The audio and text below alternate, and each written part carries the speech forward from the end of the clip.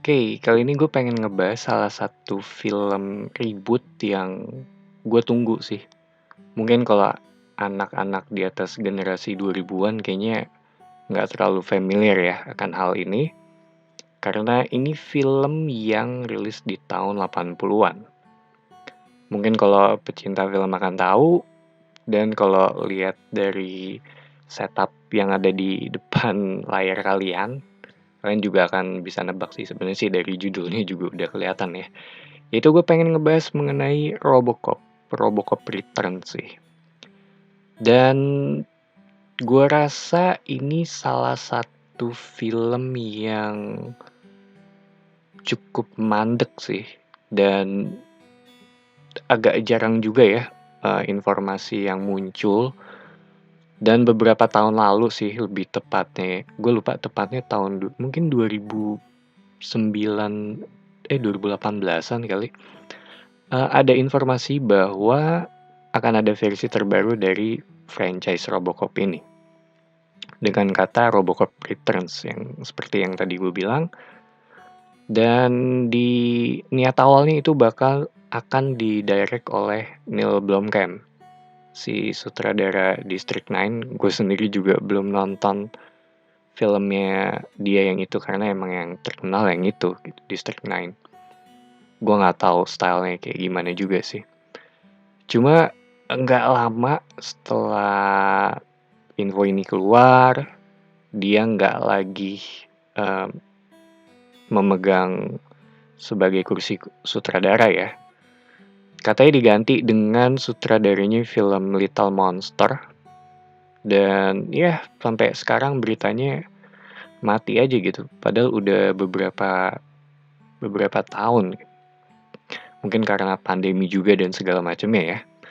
Sempat rame sih pada saat itu ya, karena emang Robocop ini salah satu tokoh yang bisa dibilang punya masa, dan salah satunya adalah gue. Karena walaupun kemarin sempat diribut gitu versinya Joel Kinnaman, menurut gue sih ya oke aja ya.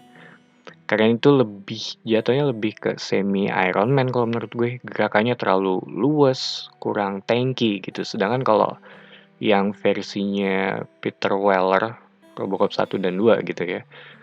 Robocop 3 karena udah bukan dia lagi, dan itu tanky banget.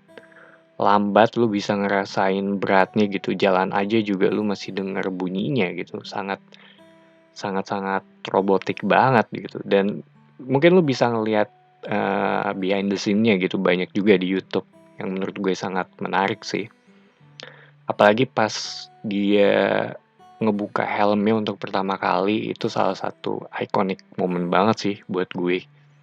Make up-nya keren banget dan practical effect juga gitu. Kalau sekarang kan kebanyakan CGI, sedikit-dikit CGI gitu.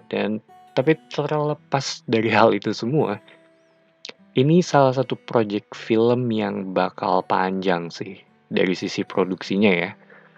Sekarang ya yang kayak tadi gue bilang gitu, ngambang aja gitu, nggak terlalu banyak update akan hal ini, ditambah COVID juga, dan ya mungkin bukan jadi prioritas utama juga sih. Sebenarnya banyak sih yang franchise atau yang bisa dibilang udah punya nama lagi dalam masa masa yang mandek atau stagnan aja gitu. Contohnya itu kayak ada Spawnnya McFarlane, itu juga dia sempat mau lagi, gua nggak tahu ya sekarang sampai di tahap apa gitu. Bahkan dia sendiri leadnya juga udah dapet si Jamie Foxx kalau nggak salah, terus ada Jeremy Renner juga kalau nggak salah sebagai Twitch. Cuma nggak tahu sih itu udah sekitar 2 tahun lalu.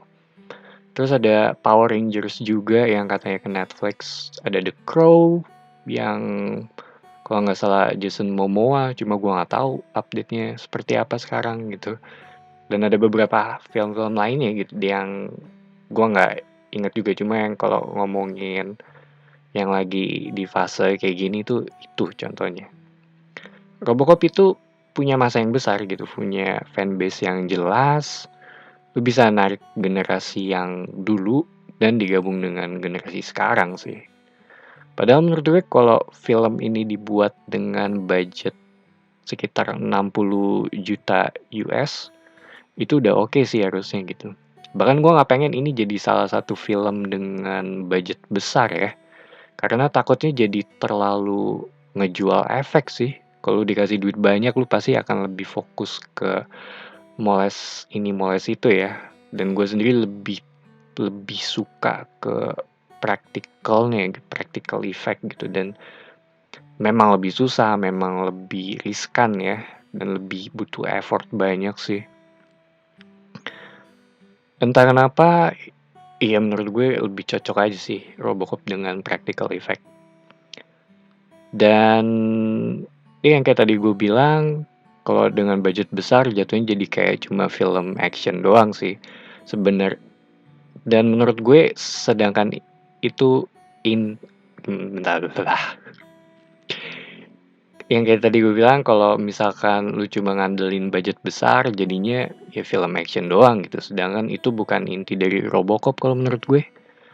Inti dari Robocop itu adalah pencarian jati diri. Dari yang tadinya manusia jadi ke robot tapi masih mempertanyakan sisi humannya gitu. Gue tuh apa sebenarnya gitu. Rada mirip dengan Swamp Thing sih. Dan kalau dari sisi cerita juga belum ada rumor atau apanya atau informasi mengenai plotnya bakal seperti apa juga sih. Mungkin bisa ngelanjutin atau bisa juga buat karakter baru lagi. Jadi mungkin bukan Murphy. Tapi kalau mereka pilih jalur ini sih ya nggak apa-apa sih kalau menurut gue. Selama dari sisi cerita oke, eksekusi oke, gore-nya mungkin masih bisa dipertahanin. Ada sisi satirnya juga mungkin dari sisi perusahaan yang coba mencari keuntungan dari produk ini. Asal jangan dibuat yang tanpa orang aja sih. Itu langsung drop sih kalau menurut gue Robocop dalamnya nggak ada sisi orangnya gitu. Jadinya kalau robot doang agak terus dikendalin lewat remote ya itu malas banget sih kalau menurut gue. Dan gue yakin banyak fans di sana juga langsung nggak setuju ya kan hal ini. Atau mungkin bisa juga sih kayak Robocop ngelawan robot yang malfunction di Delta City. Agak-agak standar tapi well mungkin masih bisa jadi salah satu alternatif. Bisa juga jadi ras atau gender band karena emang lagi musim gitu. Yang penting menurut gue masih masuk akal sih. Dan nggak menutup kemungkinan juga ya. Jadi yang jadi Robocop kali ini tuh adalah perempuan gitu. Cuma harapan gue adalah proyek ini bisa berjalan sih. Mungkin akan eventually akan selesai juga gitu. Cuma nggak tahu tahunnya kapan ya. Ditambah COVID juga, jadi mungkin akan lambat. Dan tapi kayak kalau dibuat series juga menarik juga sih. Series sekarang kan udah oke-oke ya. Dan dari sisi budget juga kayaknya masih bisa lah ya untuk ini. Kalau dibuat series kan lebih banyak karakter development-nya ya. Dan semoga aja kalau emang jadi dibuat series yang sifatnya tuh yang satu alur cerita ya. Bukan tiap satu episode kasusnya beda, satu episode beda gitu. Itu rada males juga sih kalau nonton yang kayak gitu ya. Kayak itu aja pendapat gue mengenai Robocop Returns. Ini juga judul yang masih gue nggak tahu udah bener-bener fix atau belum gitu. Cuma untuk saat ini gue akan menggunakan judul ini. Nggak banyak informasinya juga gitu dan cukup sunyi sih. Masih lama juga sih sepertinya. Mungkin 2024 atau 2025. Cuma ya who knows bakal seperti apa gitu. Semoga desainnya juga masih dipertahanin seperti ini. Karena menurut gue ini udah iconic banget sih. Anyway, thank you for watching. It's me Patrick signing off.